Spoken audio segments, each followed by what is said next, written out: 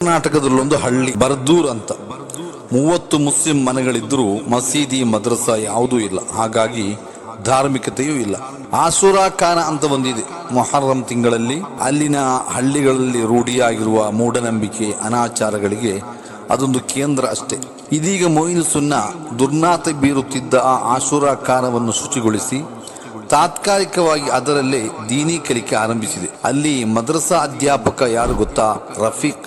8 ವರ್ಷಗಳ ಹಿಂದೆ 250 ಕಿಲೋಮೀಟರ್ ದೂರದ ಕಕ್ಕರ್ಗೋಳ ಎಂಬ ಹಳ್ಳಿಯಿಂದ ಸವಣೂರಿನ ಮೊಯಿನ್ ಸುನ್ನಾ ಸಂಸ್ಥೆಗೆ ಸೇರಿದ್ದ ಹುಡುಗ. ಧಾರ್ಮಿಕತೆಯ ಬಾಲಪಾಠ ಕೂಡ ಗೊತ್ತಿಲ್ಲದ, ಅರಬಿ ಅಕ್ಷರಮಾಲೆಯ ಅಲಿಫ್ ಬಾ ಕೂಡ ಅರಿತಿರದ ರಫೀಕ್ ಇಂದು ಅತ್ಯಂತ ಪ್ರತಿಭಾವಂತ ವಿದ್ಯಾರ್ಥಿ. BA ಲಾಸ್ಟ್ ಇಯರ್ ಅಧ್ಯಯನ ಮಾಡುವುದರ ಜೊತೆಗೆ ಶರಿಯತ್ ಕಾಲೇಜ್ ಸೀನಿಯರ್ ವಿದ್ಯಾರ್ಥಿಯಾಗಿ ಧಾರ್ಮಿಕ ಲೌಕಿಕ ಸಮನ್ವಯ ಶಿಕ್ಷಣವನ್ನು ಪಡೆಯುತ್ತಿದ್ದಾನೆ.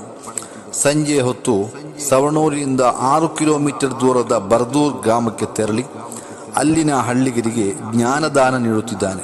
ಮೊಯಿನ್ ಸುನ್ನಾದಲ್ಲಿ ಸಿಕ್ಕಿದ ಜ್ಞಾನ ದೀಪವನ್ನು ಆಸುಪಾಸಿನ ಹಳ್ಳಿಗಳಿಗೂ ತಲುಪಿಸಿ ಅಲ್ಲೆಲ್ಲ ಬೆಳಕು ಹರಡುವ ಕೆಲಸವನ್ನು ರಫೀಕರಂಥ ಹಲವಾರು ಮಕ್ಕಳು ಮಾಡುತ್ತಿದ್ದಾರೆ.